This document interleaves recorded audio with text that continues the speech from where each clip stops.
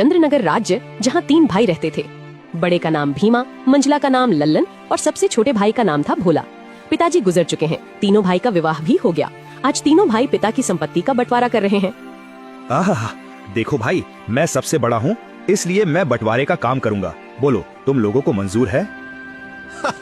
भैया मैं तो मंझला हूँ, आप जो बोलोगे मुझे स्वीकार है।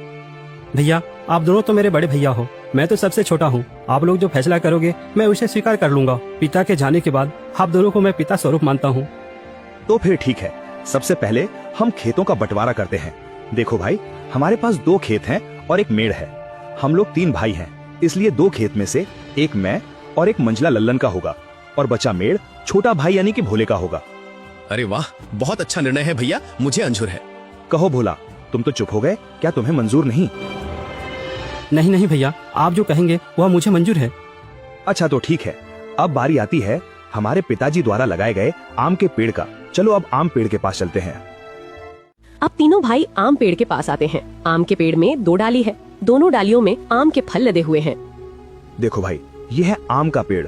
अब इसका बंटवारा भी कर लेते हैं। देखो, इसमें 2 डाली है और एक जड़ है। इन 2 डाली में से एक डाली मेरा होगा और एक लल्लन का होगा और जड़ भोला का होगा।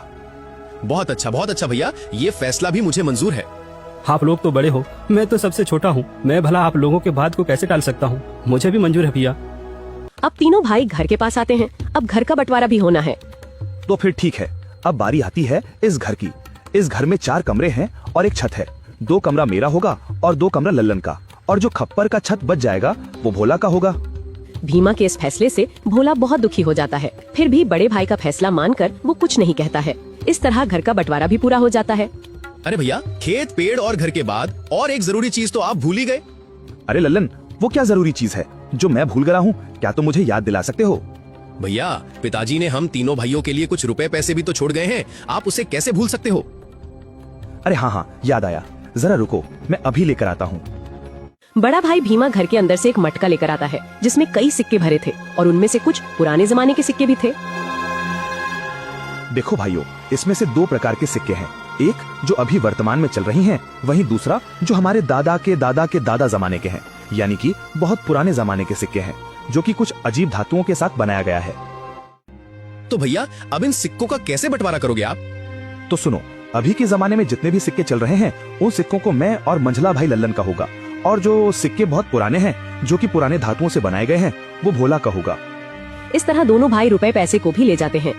देखो भोला, पुराने जमाने के सिक्के में सिर्फ 4 ही सिक्के बचे हुए हैं।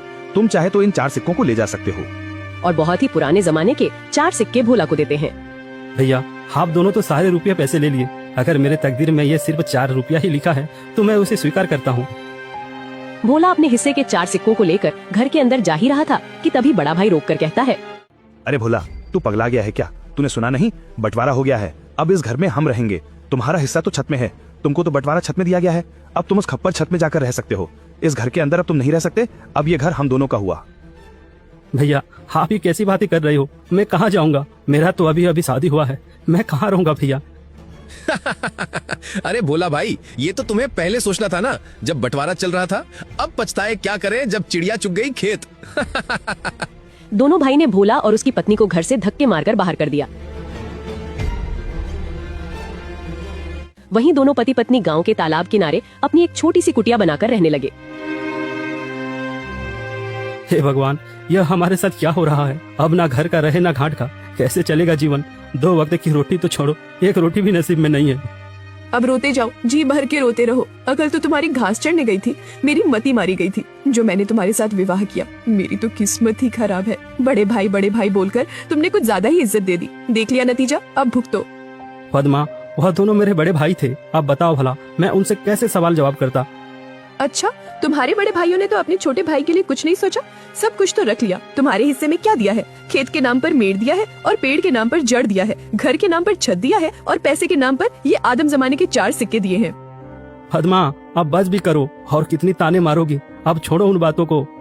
चलो छोड़ दिया, अब बताओ आगे का क्या करोगे, क्या खाओगे, कुछ बताओगे मुझे?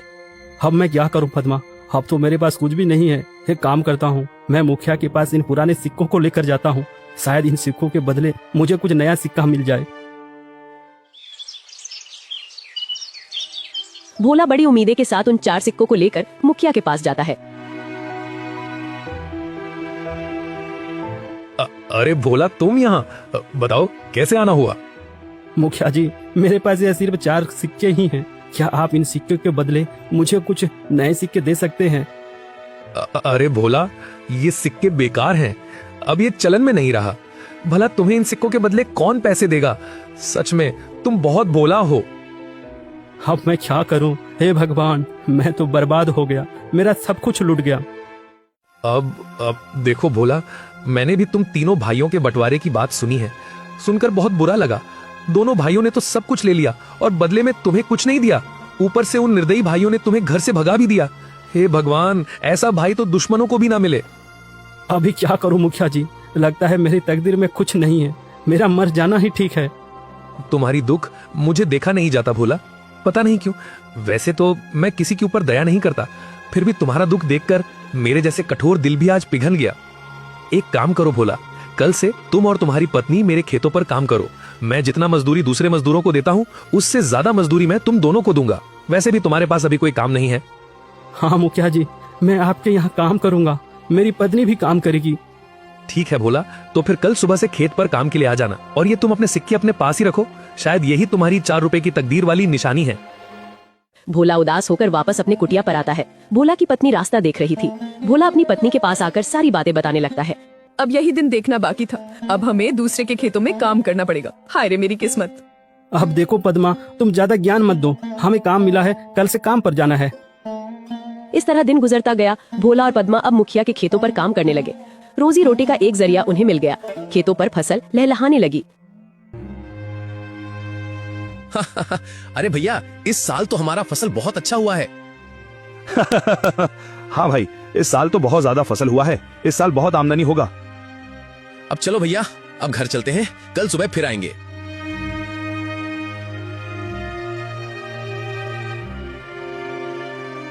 अरे पद्मा, देखो सुबह से दोपहर हो गया है, खाने का वक्त आ गया है, चलो कुछ खा लेते हैं। वैसे आज खाने में क्या है पद्मा? घर में जो भी थी रूखी सूखी सब ले आई हूँ, जाकर ठूसो। थके हारे भोला और पद्मा दोनों खेत के एक किनारे में बैठकर खाना खाने लगते हैं। अरे पद्मा, क्या हुआ? तुम अचानक खाना क्यों बंद कर दी? नहीं नहीं, कुछ नहीं, मैं तो बस ऐसे ही कुछ सोच रही थी। क्यों पद्मा, क्या हुआ? बताओ भी। देखो ना, हम कितना काम करते हैं सुबह से लेकर शाम तक। ऐसा कब तक चलेगा? क्या तुम्हें नहीं लगता कि हमारा कोई संतान भी हो जो बुढ़ापे में हमारा सहारा हो? हाँ पद्मा, बार बार मैं भी यही सोचता हूँ, पर क्या करें, यह सब हमारे हाथ में नहीं, यह तो ऊपर वालों के हाथ में है। पता नहीं किस जन्म की सजा भुगत रही हूँ। भगवान ने तो हमसे मुंह मोड़ लिया है। बेघर होकर हम भटक रहे हैं। हमारे भाग्य में कुछ नहीं, न कोई संतान, न कोई जमीन जायदाद। हाँ पद्मा, अब तो भगवान पर भी भरोसा उठने लगा है। भोला और पद्मा दोनों बातें कर ही रहे थे कि तभी वहाँ अचानक एक चिड़िया आकर बैठ जाती है। अरे अरे, ये देखो तो, यह तो एक चिड़िया है, हमारे पास ही आकर बैठ गई। लगता है इसे भूख लगी है, हमें इसे कुछ खाने को देना चाहिए। हाँ पद्मा, तुम इसे कुछ खिला दो, शायद भूख के मारे यहाँ आ गया होगा। पद्मा ने उस चिड़िया को कुछ चावल देती है। चिड़िया कुछ देर पद्मा को देखती रहती है, फिर चिड़िया उस चावल को खाकर उड़ जाती है। अब चलो पद्मा, घर चलते हैं, शाम भी हो रहा है। भोला और पद्मा दोनों खेतों पर काम करने के बाद अपना कुटिया पर चले जाते हैं। सुनिए भोला जी, ये फावड़ा उठाओ और मेरे साथ चलो। पर कहाँ? तुम फावड़ा लेकर कहाँ जाने की बातें कर रही हो? ज्यादा सवाल जवाब नहीं, मेरे साथ चलो, आज कुछ जरूरी काम करनी है। क्या? कोई जरूरी काम? वो भी इस वक्त रात को? हाँ जी, आज हम वो काम करने जा रहे हैं जिसे आपको पहले ही कर लेना चाहिए था। पद्मा के कहने पर भोला फावड़ा उठाता है। दोनों पति पत्नी अपने उस खेत के मेड़ पर आते हैं जो उन्हें बंटवारे पर मिला था। पद्मा, यह तो हमारा मेड़ है, और वहाँ पर जो फसल लगी है, जहाँ पानी भरा हुआ है, वह तो मेरे दोनों बड़े भाइयों का खेत है, और हम जहाँ खड़े हैं यही हमारा मेड़ है। इसलिए तो मैं तुमको यहाँ लेकर आई हूँ बुद्धू। और सुनो, आप इस मेड़ को अभी के अभी तोड़ दो। ये क्या कह रही हो तुम? इससे तो मेरे दोनों भाइयों के पूरे फसल बर्बाद हो जाएगा। बिना मेड़ के भला खेती कैसे हो सकता है पद्मा? ये समस्या तुम्हारे भाइयों का है, तुम्हारा नहीं। हमारा मेड़ हमारी मर्जी, तोड़े या रखे। अरे वाह पद्मा वाह, मुझे पता नहीं था, तुम तो बड़ी होशियार हो, अब मुझे समझ में आ गया। इस तरह पद्मा और भोला ने खेत के सारे मेड़ को तोड़ दिया, जिससे खेतों से पानी भर गया और फसल बर्बाद हो गया। अगली सुबह जब दोनों भाई खेत पर पहुंचते हैं, हे भगवान, ये क्या हो गया? हमारे सभी फसल तो बर्बाद हो गया। कितनी अच्छी फसल लगी थी, सोचा था इस साल सोने के गहने लूंगा, पर सपना सपना ही रह गया। अरे भाई, हम दोनों तो बर्बाद हो गए रे। कितनी अच्छी फसल लगी थी, अब बिना पानी से सब सूख गया। भला अब फसल कैसे होगी? अरे भैया, वो देखो, खेत का मेड़ को किसी ने तोड़ दिया है। जब मेड़ ही नहीं है तो खेत में पानी कहाँ रहेगा और हम सिंचाई कैसे करेंगे? जरूर ये काम भोला का होगा। जरूर उसने होशियारी की होगी। भीमा और लल्लन दोनों रोते हुए घर को आते हैं। घर आकर अपनी पत्नियों को सारी कहानी बताने लगते हैं। अरे ये क्या हो गया? देखो जी, मेरी बात सुनो। अगर फसल बर्बाद हो गया है तो कोई बात नहीं, हमारा आम का पेड़ तो है। हाँ, तुमने बिल्कुल सही कहा, पर अभी आम पकने को कम से कम 12 से 15 दिन और लगेगा। हाँ भैया, जब आम पक जाएंगे तो हम उसे बाजार ले जाकर अच्छे पैसे कमा सकते हैं। हाँ ललन, तुम बिल्कुल ठीक कह रहे हो। अब यही एक रास्ता बचा है, वरना हम सब भूखे मर जाएंगे।